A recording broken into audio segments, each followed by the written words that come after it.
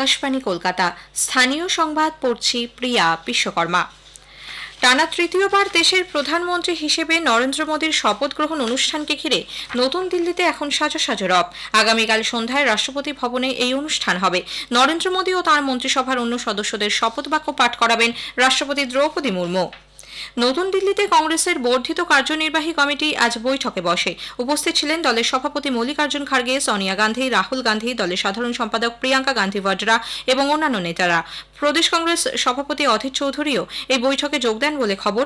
গতকালই তিনি নতুন দিল্লির উদ্দেশ্যে রওনা হন। এর আগে সাংবাদিকদের শ্রী চৌধুরী বলেন, লোকসভা নির্বাচনে পরাজয়ের ফলে তাঁর সঙ্গে দলের দূরত্ব তৈরি হচ্ছে বলে যে খবর ছড়াচ্ছে তা সত্য নয়। দলীয় নেতৃত্বের ডাকেই তাঁর এই দিল্লি সফর। রাহুল গান্ধীকেই বিরোধী দলনেতা করার পক্ষে সায় দেন অধীর। আজ সন্ধ্যায় দলের নবনির্বাচিত সাংসদ এবং রাজ্যসভার সদস্যদের নিয়ে সংসদীয় দলের বৈঠক হওয়ার কথা। তৃণমূল কংগ্রেস প্রধান মুখ্যমন্ত্রী মমতা ব্যানার্জি নবনির্বাচিত সাংসদ, 2 বিধানসভা উপনির্বাচনে জয়ী বিধায়ক এবং পরাজিত প্রার্থীদের সঙ্গে বৈঠকে বসছেন। মুখ্যমন্ত্রীর পৌরোহিত্যে আজ দুপুরে কালীঘাটে তাঁর বাসভবনে এই বৈঠক হবে। দলের রাজ্যসভার সাংসদদেরও এখানে আমন্ত্রণ জানানো হয়েছে। নবনির্বাচিত সাংসদদের শুভেচ্ছা জানানোর পাশাপাশি INDIA জোটে থেকে আগামী দিনে দলের ভূমিকা কী হবে সেই নিয়ে বৈঠকে আলোচনা হওয়ার সম্ভাবনা। ডিজিটাল তথ্য ভান্ডারে কারচুপি করে জমি সংক্রান্ত দুর্নীতি ঠেকাতে রাজ্য সরকার অত্যাধুনিক প্রযুক্তি ব্যবহারের সিদ্ধান্ত নিয়েছে। ব্লকচেন নামে এই পদ্ধতির মাধ্যমে জমি সংক্রান্ত যে কোনো দুর্নীতি রোখা যাবে বলে ভূমি ও ভূমি সংস্কার দপ্তর সূত্রে জানা গেছে।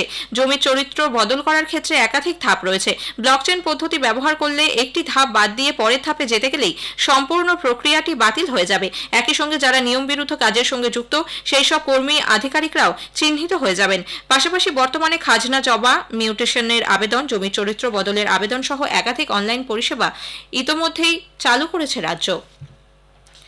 দুর্গাপুর ইস্পাত কারখানায় আজ ওয়াগনের নিচে পড়ে এক স্থায়ী কর্মীর মৃত্যু হয়েছে। অমিত চট্টোপাধ্যায় নামে ওই ব্যক্তি কারখানার মেটেরিয়াল হ্যান্ডেলিং প্লান্ট অপারেশন বিভাগে কর্মরত ছিলেন। আজ ভোরে ওল্ড সাইটের ট্রিপলারে কাজ করার সময় কোনোভাবে ওয়াগনের নিচে পড়ে যান তিনি। গুরুতর আহত অবস্থায় প্রথমে প্লান্টের হাসপাতাল এবং পরে দুর্গাপুরের একটি বেসরকারি হাসপাতালে নিয়ে যাওয়া হলে চিকিৎসকরা তাঁকে মৃত ঘোষণা করেন।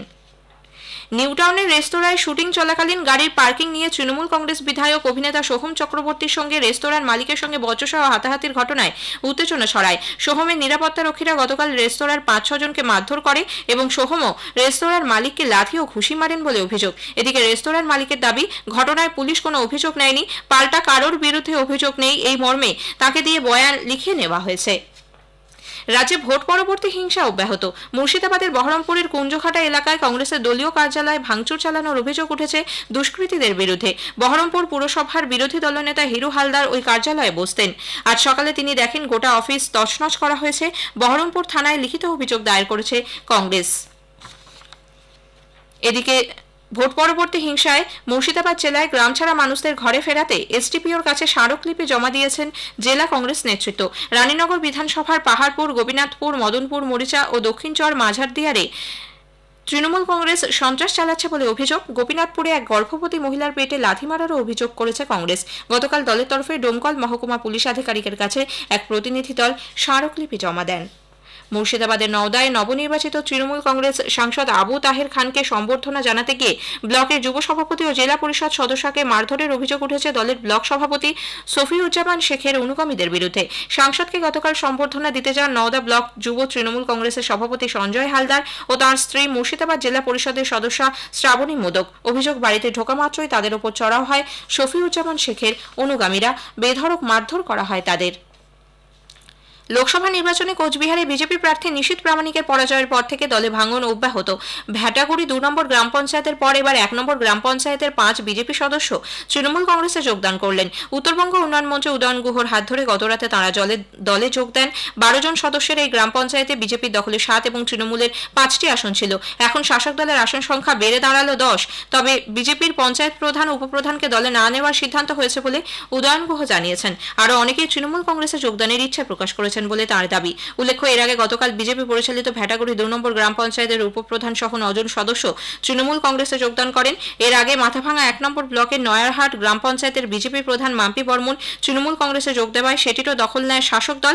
সিতাই বিধানসভার মাতালহাট গ্রাম পঞ্চায়েতের প্রধান সহ 15 জন বিজেপি সদস্যই শাসক দলে যোগ দেওয়ায় এই পঞ্চায়েতও বিজেপির হাতছাড়া হয়েছে। বীরভূমের দুবরাজপুরে আগ্নেয়াস্ত্র সহ দুজনকে গ্রেপ্তার করেছে পুলিশ। তাদের কাছ থেকে উদ্ধার হয়েছে একটি পাইপ গান এবং 9 রাউন্ড কার্তুজ। শিয়ালদা স্টেশনের 1 থেকে 5 নম্বর প্ল্যাটফর্মে সংস্কারের কাজ চলায় শিয়ালদা মেন ও বনগা শাখায় ট্রেন চলাচল নিয়ন্ত্রণ করা হচ্ছে। আগামীকাল দুপুর 2টো পর্যন্ত বন্ধ থাকবে এই 5টি প্ল্যাটফর্ম। এর জেরে চরম দুর্ভোগে পড়েছেন যাত্রীরা। স্থানীয় সংবাদ শেষ হলো।